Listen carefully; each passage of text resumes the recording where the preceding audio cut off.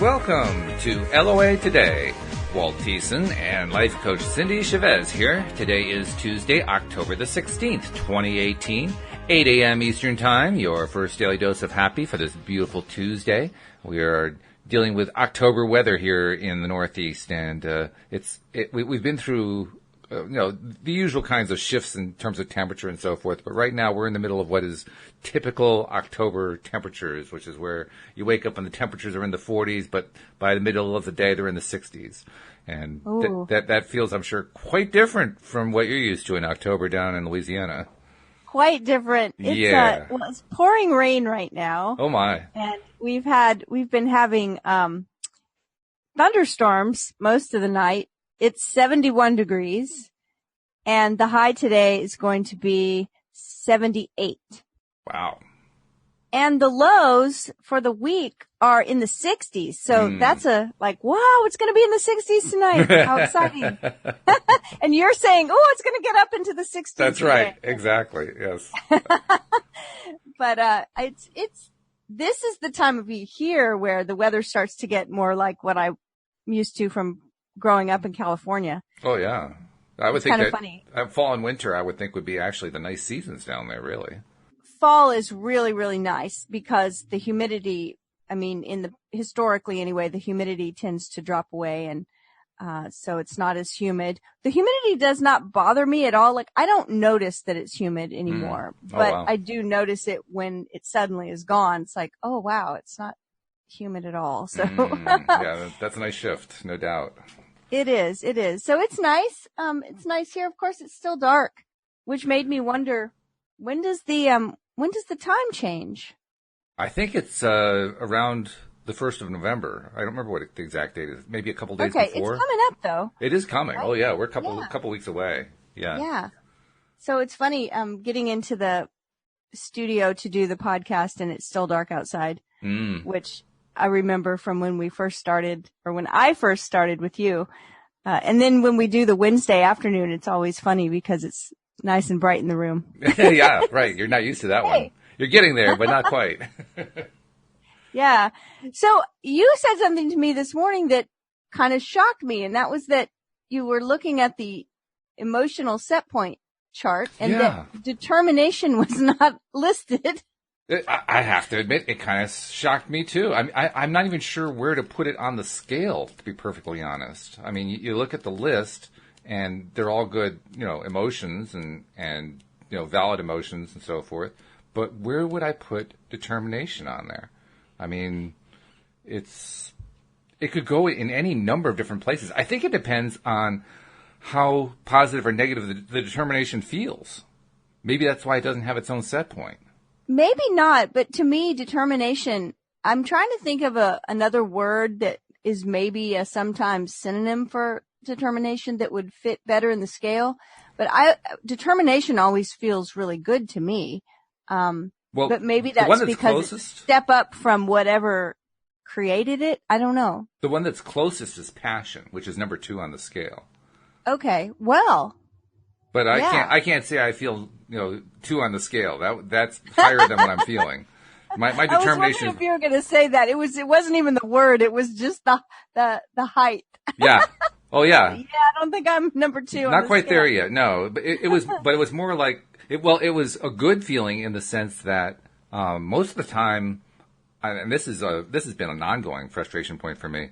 Most of the time, I find that the emotions that I'm evoking are relatively weak. They're not really strong, passionate emotions. And so to wake up and feel like a determination born of frustrations going on in my life was in some ways an improvement, which is kind of a strange thing to say, but it's true. I mean, I just felt, by God, I'm going to get this done. And by God, this is going to happen, that kind of a feeling. Well, I think I always feel good when I have, I guess for me, determination feels like motivation or maybe even inspiration. Like, yes, I'm going to do this. I'm determined to do it. Nothing's going to stop me. Kind of that kind of sense. So I don't know. I was looking through some synonyms for determination to see if anything popped out at me as being, an emotion that may be on the scale, but I'm not really, I see courage. Mm-hmm.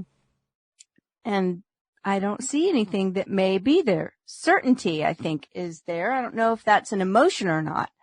I'm not sure we're looking at the same list, actually, because I don't see courage or certainty. I'm looking at the list in the Asking It Is Given book, and I don't see either one. So maybe there are different lists? I don't know. No. I'm just looking for synonyms. I wasn't I even see. looking Oh, okay. on that list. Oh, got it. Got it. Okay. Yeah, I was just looking like what feels like when you're really determined and nothing's going to stop you. Okay. What's another word we use for that? And I didn't really find anything. Fortitude is on the list. So. I mean, courage, I think, certainly falls in that category. Because, I mean, persistence, yeah, that's part of it. Yeah. But there is something about determined that determined for me has a potent quality to it, Yeah. And I think more often than not, for me, determined kind of starts more in the negative range and is a way of kind of pushing up into the positive range.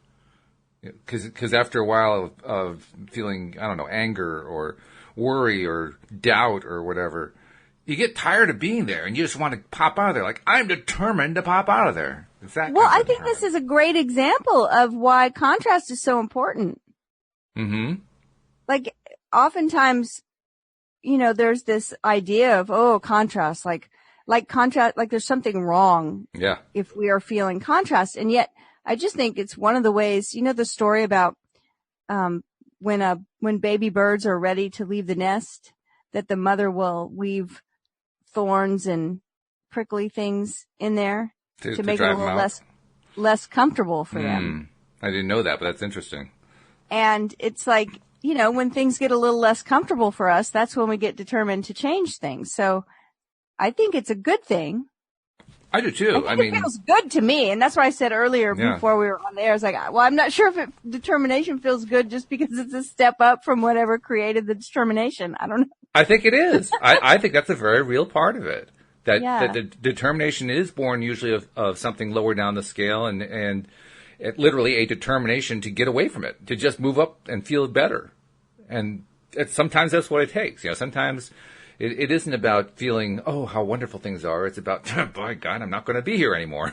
Right. It's like, okay, I've had enough of this. Yeah, I'm out of here. Bye. I've had enough, and I'm determined to change it. Yeah.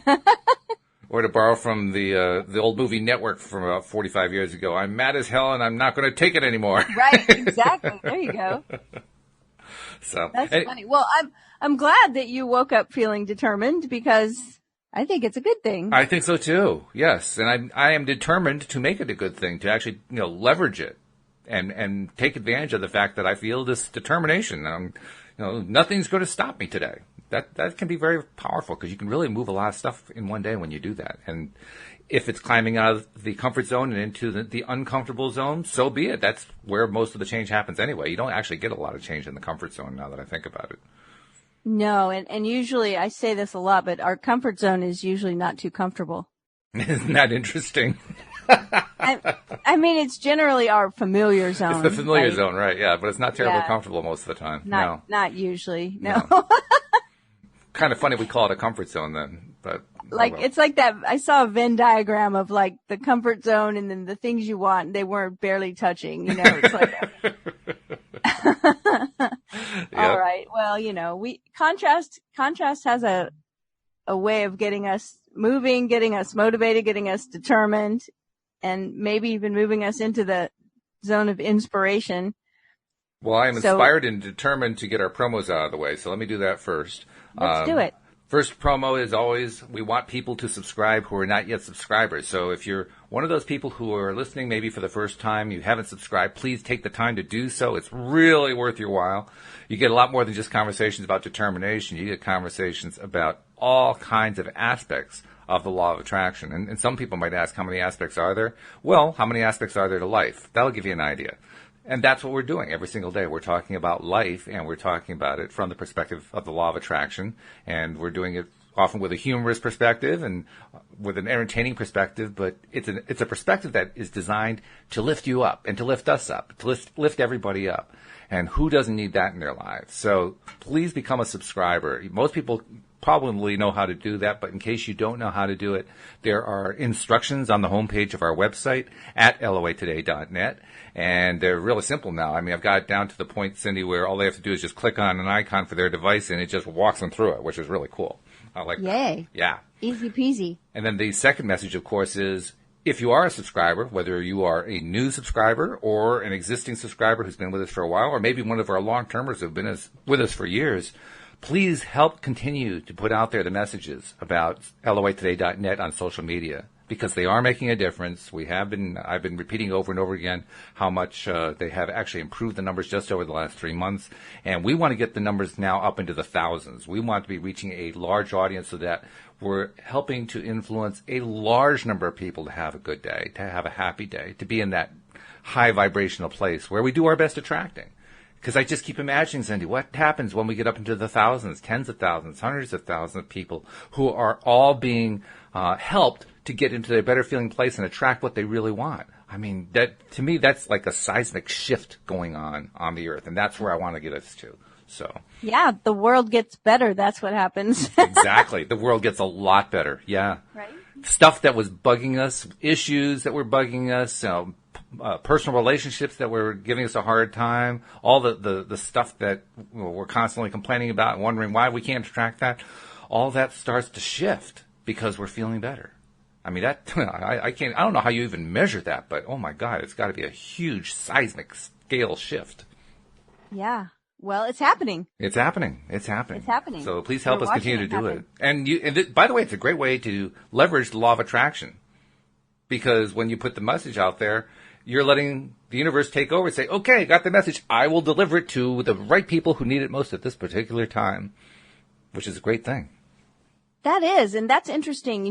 That the whole idea of whatever you listen to, whatever you read, it's kind of, we joke about, you are what you eat, but it really is true, right? And in the same way, you've heard people talk about like computers, garbage in, garbage out. Mm-hmm. Oh yeah. Or whatever we take in, that's what we become. So I remember one of my earliest mentors, Bruce Schneider, saying, look, if you want to participate in life, in a certain level, like you're talking about the energy scale, he was talking about, or the emotional scale, he was talking about energy level, which is correlated to that, and said, read books, hang out with people, listen to podcasts, watch movies, that are on that level, that are talking about those things, because that's what you become. It's like reading books about success or whatever, like our book, the book with the law of attraction success stories in it. Right, exactly. Which,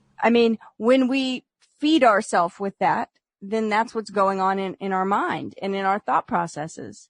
Have you ever done it? Do you have any, well, you're a musician, right? So when you were learning how to play an instrument and you were practicing a lot, did you start having like dreams about playing an instrument or? Oh yeah, I think so. Yeah. It wasn't so much dreams about playing an instrument generally. It was more about dreams about specifically this particular little piece I was trying to learn as my next step in becoming a better musician. And I would imagine myself playing that piece. Right. I was thinking about anything that I've done that had any kind of repetitious pattern to it. Mm-hmm. Like I do a lot of, sometimes in the winter more than in the summer, but I knit and I crochet. So if I'm knitting a lot, I will just be having dreams about knit, just like that one little stitch going over and over and over. Sometimes I'm like, okay, this is telling me I'm doing this too much because I just can't stop thinking about it. But with law of attraction and things like this, I think it's really important. We start recognizing that we're automatically thinking about it or automatically using the tools that we've learned. They start to become the default. So that's why I think it's important to feed ourselves as much as we can these types of ways of information. And podcasts are one of them. Our podcast is one of them. So. One of our podcasts is a very important one, I would say. And I got to ask you a question, though. When you were doing that knitting in your dreams, were you nitpicking? Probably. No, the nitpicking came later when I was like, oh my goodness, like I have to stop. But I've done it with all kinds of things. Anything that has like a repetitious pattern to it. Any kind of artwork, music, playing scales, on a musical instrument. Anything that you're doing like over and over, it'll start showing up in my dreams. I always think that's funny because, well, actually it has a lot to do with what we're going to talk about on the podcast today. Okay, well then we should probably get to that then. Yeah, last night I was reading and I read this story of one of Neville Goddard's students, and I thought it was such a great story. And in the story, she mentions one of his books that I had, so I kind of hopped around and thought, oh, well, this would be great to read this story and to talk about it. And also because the technique that she's using in the story is so powerful, and it's one that I've been using. Okay. And it has to do with falling asleep. And so I will say before I even read the story that I dreamed about this all night last night. Did you really?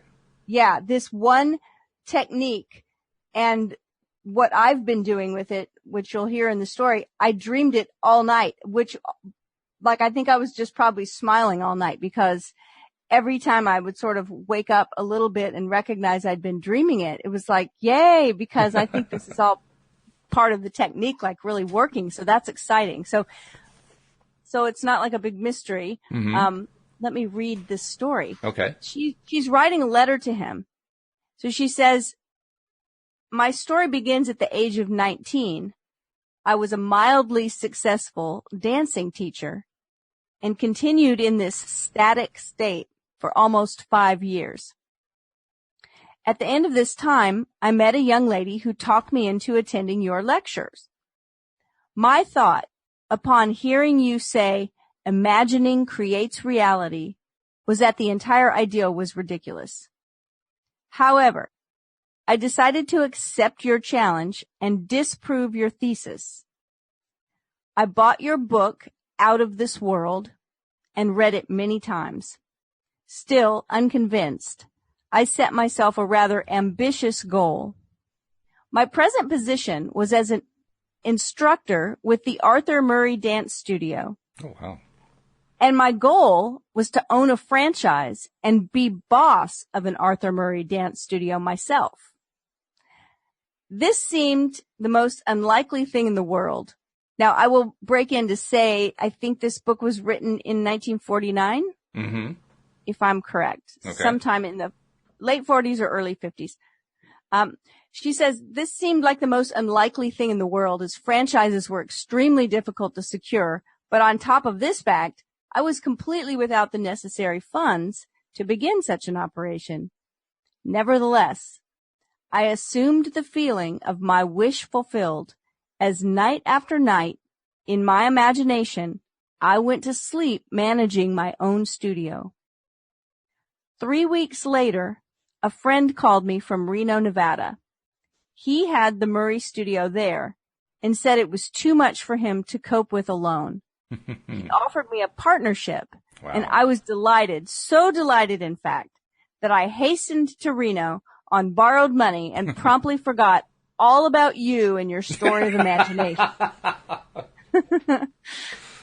My partner and I worked hard and were very successful. But after a year, I was still not satisfied. I wanted more. I began thinking of ways and means to get another studio.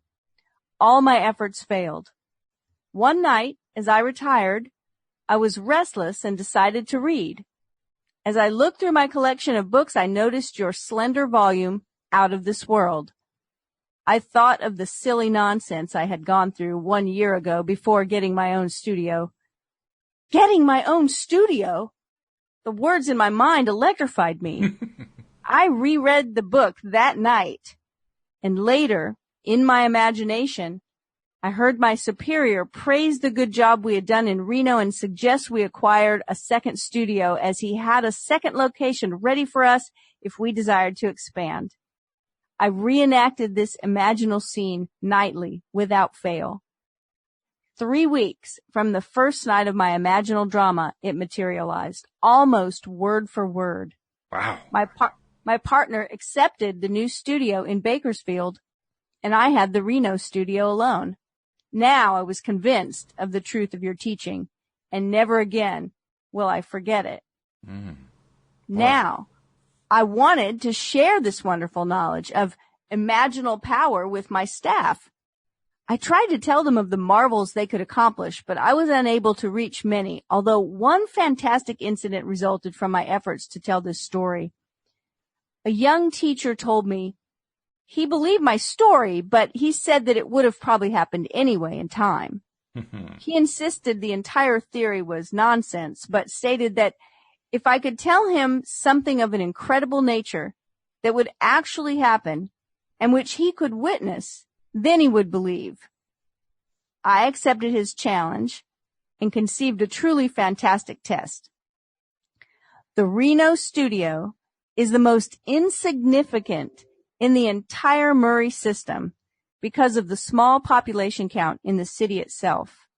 There are over 300 Murray studios in the country with much larger populations, therefore providing a greater possibility to draw from. So my test was this. I told the teacher that within the next 3 months, at the time of a national dance convention, the little Reno studio would be the foremost topic of conversation at that convention. And he calmly stated that this was quite impossible. That night when I retired, I felt myself standing before a tremendous audience. I was speaking on creative imagining and felt the nervousness of being before such a vast audience, but I also felt the wonderful sensation of audience acceptance. I heard the roar of applause, and as I left the stage, I saw Mr. Murray himself come forward and shake my hand. I reenacted this entire drama night after night. It began to take on the tones of reality, and I knew I had done it again. My imaginal drama materialized down to the last detail. God, wow. My little Reno studio was the talk of the convention, and I did appear on that stage just as I had done in my imagination. But even after this unbelievable but actual happening, the young teacher who threw me the challenge remained unconvinced. He said it had all happened too naturally, and he was sure it would have happened anyway. Oh, wow. I did not mind his attitude because his challenge had given me another opportunity to prove, at least to myself, that imagining does create reality. From that time on, I continued with my ambition to own the largest Arthur Murray dance studio in the world. Night after night, in my imagination, I heard myself accepting a studio franchise for a great city. Within 3 weeks, Mr. Murray called me and offered a studio in a city of 1.5 million people, and it's now my goal to make my studio the greatest and biggest in the entire system. And of course, I know it will be done through my imagination. Wow. Wow. Great story. Really great Isn't story. it a great story? Yeah. Yeah. Yeah. I read it last night and then I had to read it. I said, put your book down for a second. Let me read this to you. Because I thought it was so great. And so the idea, and we've talked about this idea before, falling asleep, imagining a certain thing that would happen once your goal has come to pass. Well, that was the part that stopped me, in a sense, right there. And by stopped, I mean literally stopped me, because I know I at least have in my mind this mental block that says, I can try to imagine something going to sleep, but I can't ensure I'm going to dream it. Actually, most of the time, I don't even remember anything that I dream. But well, here's the thing: how do you do that? That's the part I'm wondering. I don't think the dream part. I mean, I think that's just what happened with me. I don't think that's necessary. I think the most important part is that you're imagining whatever it is you're imagining as you're falling asleep. So Okay. you're focused on it when you fall asleep. And whether you dream about it or not, that's not up to you. And that might not happen. And I don't think it matters. But what I do know, and this is what you heard she mentioned in here, the book Out of This World. So I thought that we need to read that one, for the podcast. But what it talks about and what she was doing here is just a small, she says drama. I reenacted this entire drama. For instance, when she wanted to have her little studio be the talk of the convention, she imagined herself giving a talk before an audience and hearing the audience applaud and then shaking Mr. Murray's hand. So it was actually just a small snippet. Like in a story, it's one paragraph. And I know that's one of the things that Neville talks about is create a scene that would naturally follow you getting this thing you want. So he talks about maybe in the book we read before where he's like, don't imagine yourself, getting someone handing you a check. Imagine what you would be doing after you had that money. But oftentimes he talks about very small things, like in the Out of This World book, I think he talks about if it would naturally be, if walking up a certain set of stairs would naturally be what followed this thing you wanted, then walk up the stairs in your imagination over and over. And it's a really interesting idea. He talks about not getting too convoluted. In other words, not creating too big of a drama, too big of a scene. Yeah. Because if you do, there's too many areas you could wander off into and your focus will go somewhere else. Well, plus it's also harder to create the bigger scene. Because if you're trying to create a big scene, you're trying to fill in thousands and thousands of details. And if you're anybody like me who has trouble imagining anything, that's a huge project. But a small scene, you can imagine that a lot easier.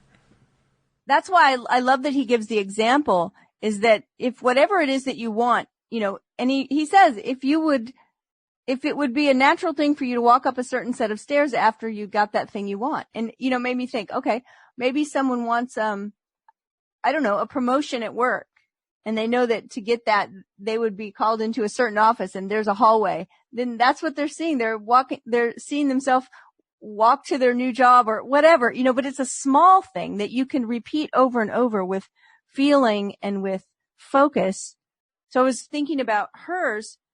It cracked me up. It's really funny to read it because she's thinking about the nonsense and it's written that way that she says, I thought of the silly nonsense I'd gone through 1 year ago before getting my own studio. Then it says in all caps, getting my own studio.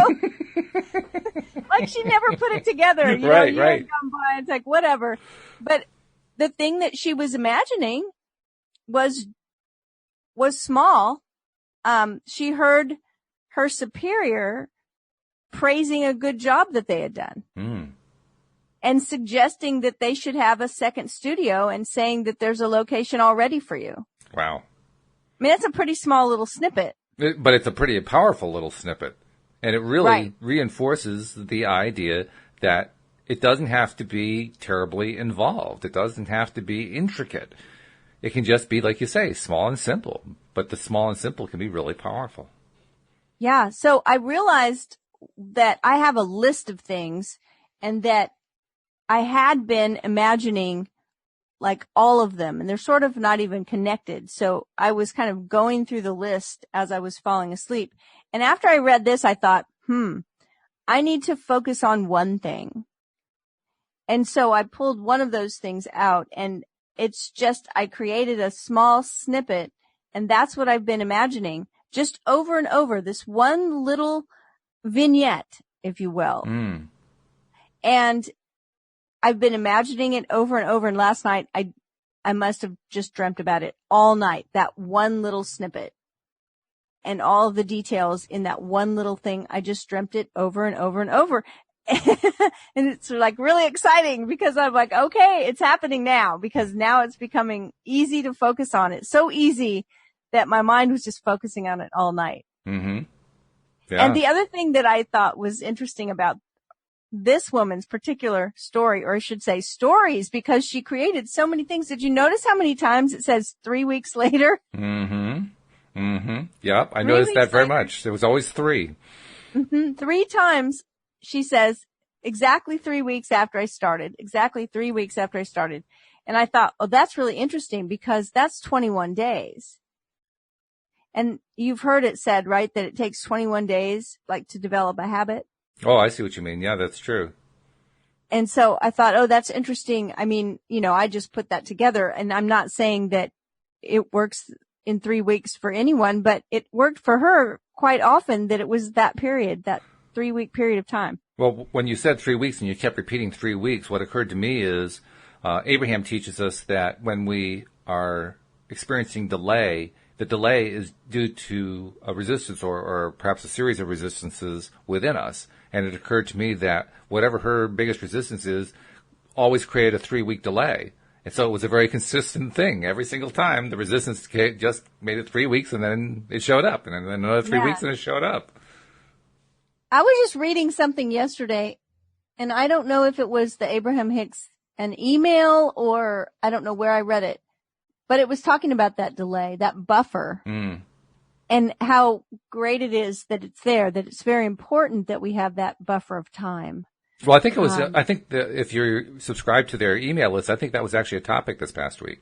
I think so too. Okay, that's what I was wondering. I think that's what it is. I think it might have been an email, and I think sure, okay, I'm good with that. I'm good with the buffer protecting me from ridiculous manifestations.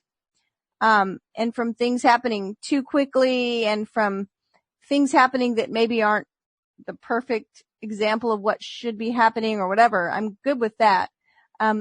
So I just don't want the buffer to be so long that I'm suffering, right? Mm-hmm. Oh yeah. Oh, I found it. I found the email. Oh, good. What does it say? From October 11th, it says, the buffer of time gives you the opportunity to get it right before it manifests, to take pleasure from the vision and from the molding it into place. Can you imagine if everything was manifesting instantly? You would manifest this, and then you would manifest it away, and then you'd manifest that, and then it would be a difficult thing if you were instantly manifesting every whim or every misaligned thought. It's so much better that you have this buffer of time where you can feel it into perfection before it manifests into your experience. Oh, wow. Okay, so at the very beginning of that, when you were reading about getting it right. Right. And then you read a sentence that talked about enjoying the pleasure of. To take the pleasure from the vision and from the molding of it into place. It just reminds me of this because exactly. one of the things that we do when we use this particular method that Neville taught is that as you're imagining the little scenario, you are letting all your senses get involved. So if you notice, she said she could hear the roar of the crowd of the applause. She said that she felt him shake her hand. She shook his hand. So, she's hearing and seeing, and all of her senses are getting involved. And she made this comment that the vision she was reenacting every night as she laid down to go to sleep, that it began to take on the tones of reality, and that's when she knew she had done it again. Yeah. So it began to seem really real, and that's when you read that sentence about enjoying the pleasure of the vision. Mm-hmm. I thought, oh, that's it. Yeah. Well, she also had the prior experience, so she knew how it felt and how much feeling there was before it actually resulted in getting that first studio in Reno. And I think that's what she was referring to. She knew that she had been through that before, and she recognized she had created the same amount of her vignette again, and recognized that she had done enough in that sense. Yeah. I mean, at the very beginning, the very first one that she said, she says, I was completely without the necessary funds to begin such an operation. Nevertheless, I assumed the feeling of my wish fulfilled as night after night, in my imagination, I went to sleep managing my own studio. And then 3 weeks later, she got the call. Good phrase in there, too, about how she didn't have the funds for it. She didn't have the money to pull it off, and it came off anyway. Yeah. Yes. And that's the part that I was talking about. Instead of imagining that, that someone was giving her money, or that she had earned money, or that whatever. Because that's not what happened. Yeah, she didn't imagine that. And that's what happens a lot of times is we start to imagine the how. Instead of just assuming the feeling of our wish fulfilled. Or even not just the how. In that case, it would be the what. You're trying to imagine the money. So that's the what. But even imagining the what isn't the thing. It's the feeling associated with the what. And the feeling comes from that scene, that little vignette, that little vision that you create. And emphasis on the word little. I'm still thinking about that. Emphasizing that it only needs to be a little scene. It doesn't have to be big. Right. In fact, it's better if it's little. Like, from what I've read of Neville and his, ideas, these scenes she made are actually on the bigger side. Yeah. But they're still small, just standing on the stage, talking to an audience, shaking someone's hand, hearing the audience applaud. I think it should be small enough to where you can do it over and over and you can focus on it instead of letting your imagination go off somewhere else where suddenly you realize, oh, what am I thinking about? I'm not even back there. Yeah. Exactly, because that's the tendency, isn't it? The tendency is to start with some kind of little scene, and then instead of staying there and focusing on how does it feel and where are the feeling elements and what are they like and so forth, like you said, go off on tangents. That's the tendency, and the tendency to go off on tangents is how we build this sandcastle that can't stand in the first place, and that ultimately doesn't do the job. Well, it reminds me of what we were talking about, learning to play an instrument and like playing scales. Scales can be sometimes not as exciting as learning to play some whole masterpiece of a song. It's like, playing the scale over and over and over.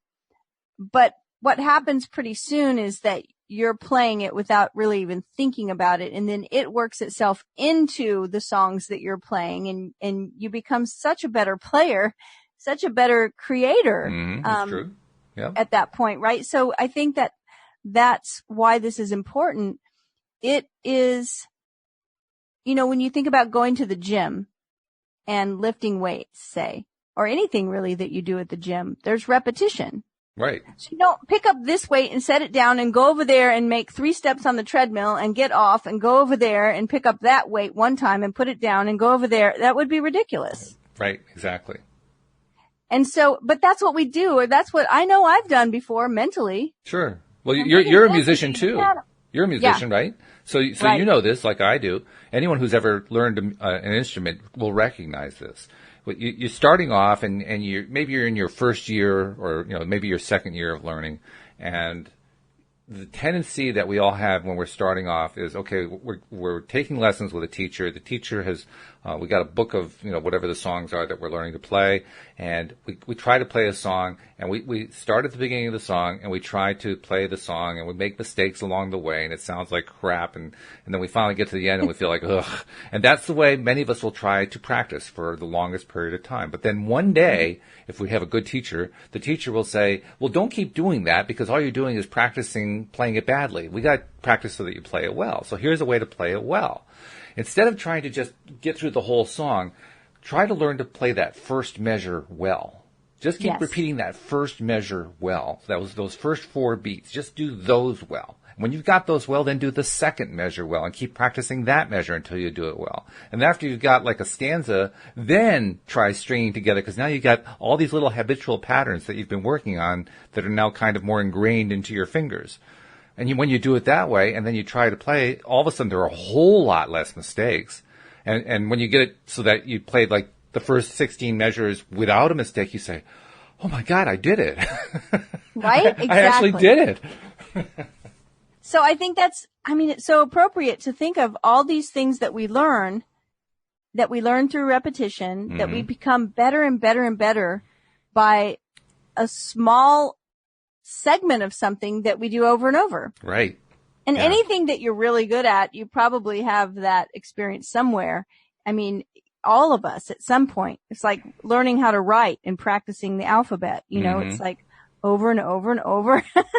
Yep. And then we get good at it and then we do it naturally. So I think it's important to remember that this actually is a really easy technique if we'll create that small vignette, that small little play, and imagine it, and then imagine it again, and then imagine it again.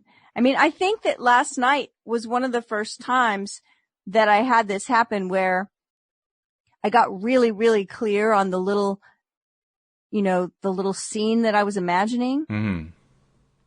And when I got to the end of it, and it had just a little bit of dialogue, you know, I imagined someone saying something to me and me answering them. I played it again. Mm-hmm.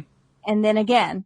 I just kept going and I fell asleep. Yeah. And then at least 3 or 4 times I woke up just a little bit in the night and realized that I had just kept playing it I was dreaming it. Right, right. So so she made reference to the Goddard book Out of This World. Do we have time to go through that? Because I want to know what it was that was inspiring her. I think we have time to start it. We won't finish it today. It's not that short. Okay. But in the book Out of This World, I will say this, and we can do this however way you would like to. The first chapter is about thinking fourth dimensionally. Fourth dimensionally, okay. And it gets, I don't know, we may have to really mince it up and talk about it as we work through it. The second chapter is a chapter that's called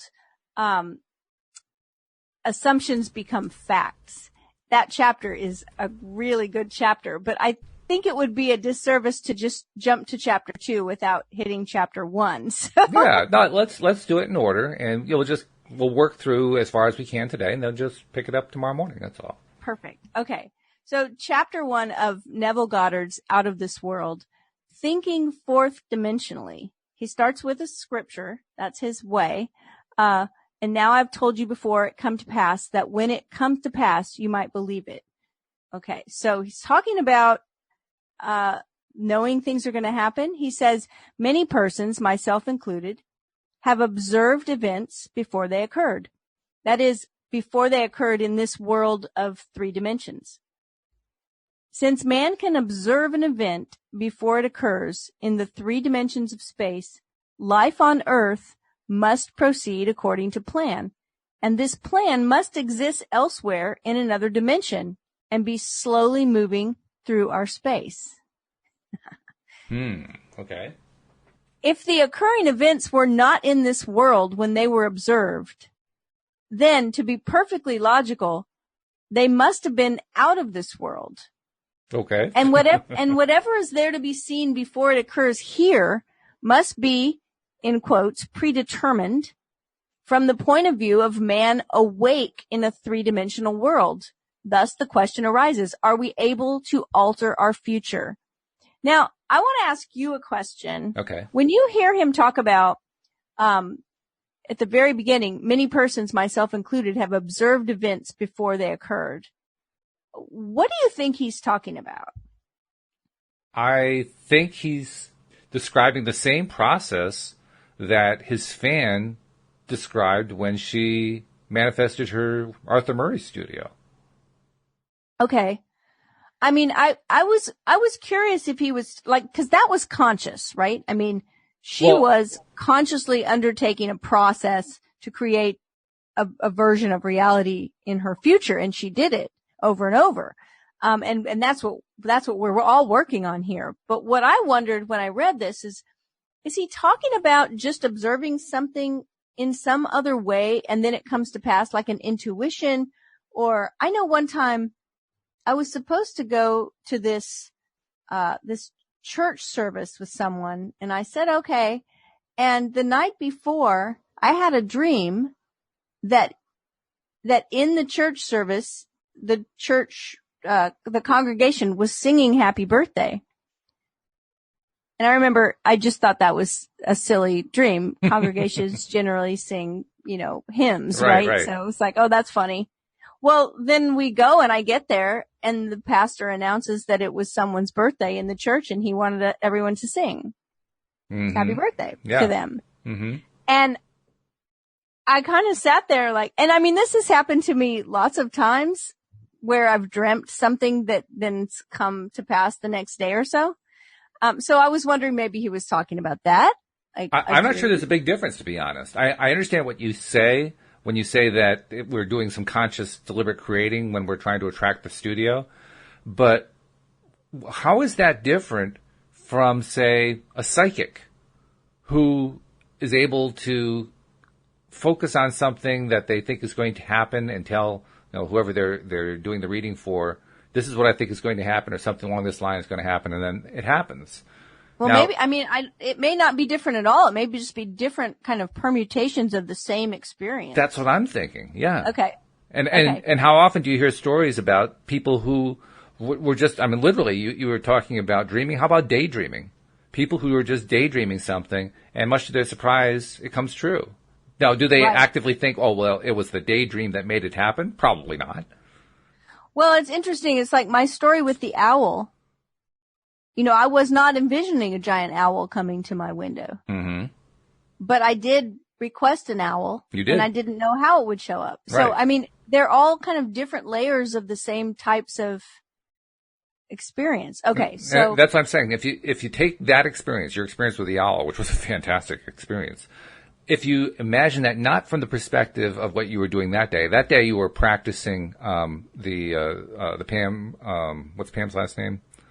The author of Pam Grout, the Pam Grout book, E Squared, and or maybe it was E Cubed. I'm not sure which one you were reading, but you were doing a deliberate experiment to see if you could attract something. You decide you were going to attract an owl.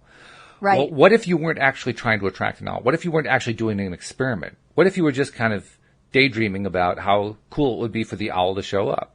Would there have been any tangible difference in the way you would have felt when the owl actually flew by your window?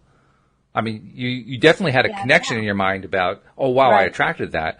But if you didn't have that piece, the overwhelming experience of, oh, wow, this owl in the middle of Baton Rouge showed up and flew past my window, that feeling would be the same, wouldn't it? Yeah, probably, yeah. Okay. So that's what I think, too. It's just, let's see what he says. I think that makes sense. He says, so thus the question arises, are we able to alter our future? Right.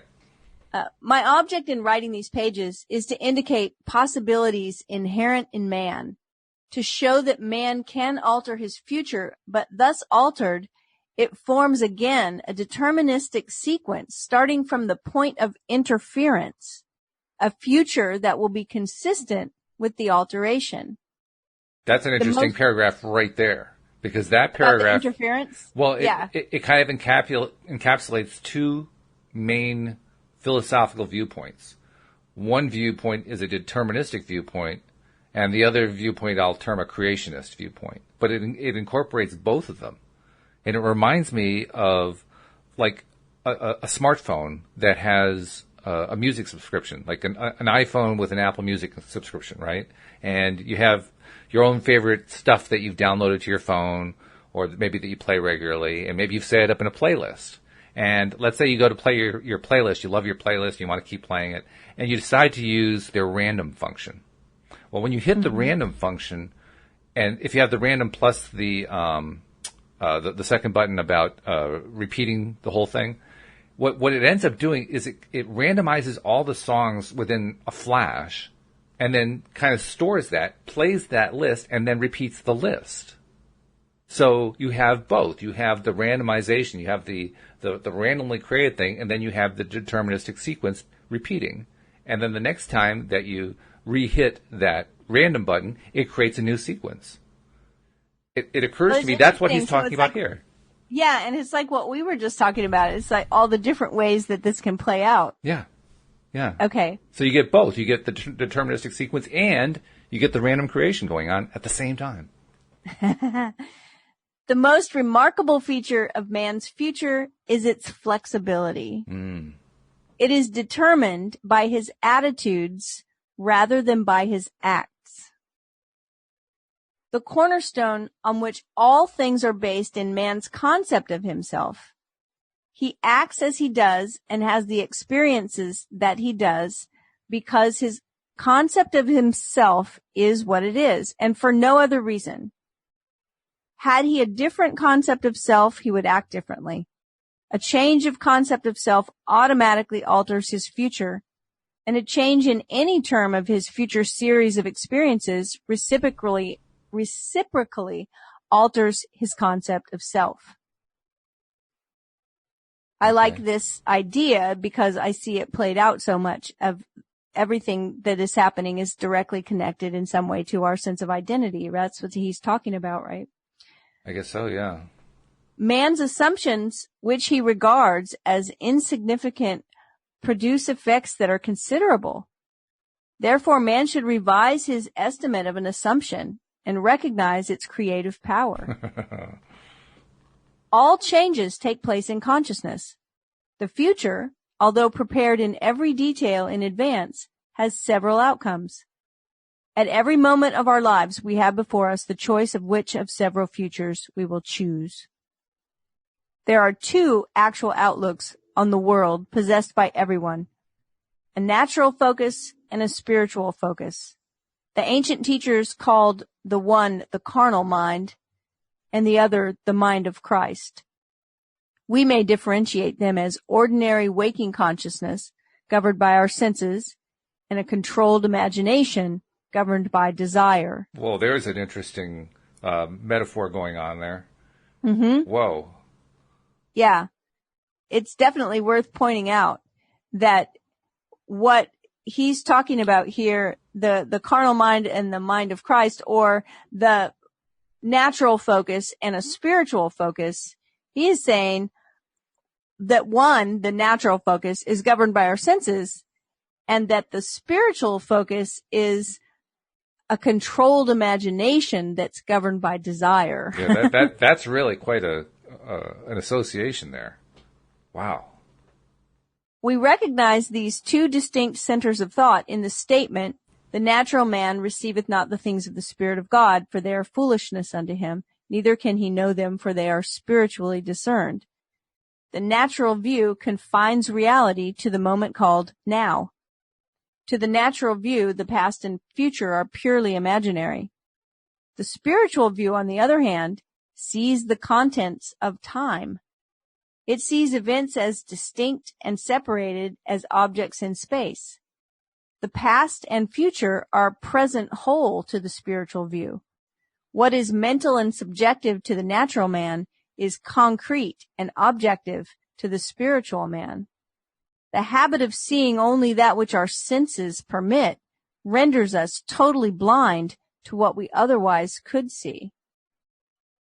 To cultivate the faculty of seeing the invisible, we should often deliberately disentangle our minds from the evidence of the senses and focus our attention on an invisible state, mentally feeling it and sensing it until it has all the distinctness of reality. Now, that right there is what we've been talking about in the method before sleep. Yeah, that's imagining. Yeah, exactly. I love this paragraph. To cultivate the faculty of seeing the invisible, we should often deliberately disentangle our minds from the evidence of the senses and focus our attention on an invisible state, mentally feeling it and sensing it until it has all the distinctness of reality. That's what the woman writing him said. Oh, when it started to take on the tone of reality, I knew I had done it again. Exactly, yes. Earnest, concentrated thought, focused in a particular direction, shuts out other sensations and causes them to disappear. We have but to concentrate on the state desired in order to see it. The habit of withdrawing attention from the region of sensation and concentrating it on the invisible develops our spiritual outlook and enables us to penetrate beyond the world of sense and to see that which is invisible. For the invisible things of him from the creation of the world are clearly seen. This vision is completely independent of the natural faculties. Open it and quicken it. Without it, these instructions are useless. The things of the Spirit are spiritually discerned. A little practice will convince us that we, by controlling our imagination, reshape our future in harmony with our desire. Desire is the mainspring of action. We could not move a single finger unless we had a desire to move it. No matter what we do, we follow the desire, which at the moment dominates our minds. When we break a habit, our desire to break it is greater than our desire to continue in the habit. The desires which impel us to action are those that hold our attention. A desire is but an awareness of something we lack or need to make our life more enjoyable. Desires always have some personal gain in view. The greater the anticipated gain, the more intense is the desire. There is no absolutely unselfish desire. Yes. Where there is nothing to gain, there's no desire, and consequently no action. The spiritual man speaks to the natural man through the language of desire. The key to progress in life and to the fulfillment of dreams lies in ready obedience to its voice. Unhesitating obedience to its voice is an immediate assumption of the wish fulfilled. To desire a state is to have it. As Pascal has said, you would not have sought me had you not already found me. Man, by assuming the feeling of his wish fulfilled, and then living and acting on this conviction, alters the future in harmony with his assumption. Assumptions awaken what they affirm. As soon as man assumes the feeling of his wish fulfilled, his four-dimensional self finds ways for the attainment of this end, discovers methods for its realization. I know of no clearer definition of the means by which we realize our desires than to experience in imagination what we would experience in the flesh were we to achieve our goal. This experience of the end wills the means. With its larger outlook, the four-dimensional self then constructs the means necessary to realize the accepted end. This chapter, like so many Neville Goddard chapters, it has a quality to the language that tends to create boggles to the mind. And I understand more and more as we've been reading his stuff that those boggles happen because very often the peculiar way that he uses words. And so like earlier on in this section, we were talking about seeing something that was invisible. And I know he thinks of it deliberately that way for a purpose, but it boggles the mind because if it's invisible, then you don't see it. That's the point. It's not visible. That's why it is invisible. So why would you see it?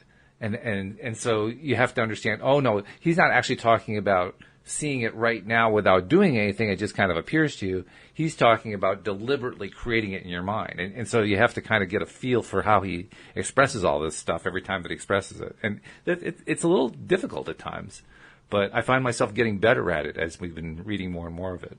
Well, it's interesting because like the next sentence, he says the undisciplined mind finds it difficult to assume a state which is denied by the senses. Mm-hmm. He also finds it difficult to understand what Neville's saying sometimes. So it's all the things that are going on in the imagination. Mm-hmm.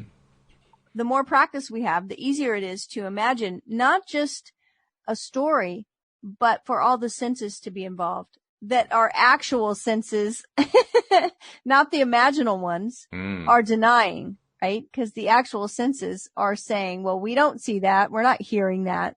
We're not really hearing that. You're just laying there with your eyes shut. No boss is telling you they have a promotion for you. You're not hearing that. It's like, well, I know my actual ears hear, these senses are denying that's true. But in my imagination, I really did hear my boss give me a promotion, right? Yeah, exactly. It's the discipline we need. Well, we've run out of time for today, but let's pick this up tomorrow. This is definitely worth continuing and reminding ourselves of exactly how it was that woman did manifest her Arthur Murray studio, because that was a pretty cool Right. story. I want to say sweet dreams, everyone. Yeah, that's right. Sweet dreams. Absolutely. And make sure you do some deliberate imagining as you go to sleep tonight. It's been a pleasure, Cindie. I look forward to talking to you tomorrow about it. I'll be back. We'll be back as well. We hope that you join us next time as well here on LOA Today. Goodbye, everybody. Bye, everyone.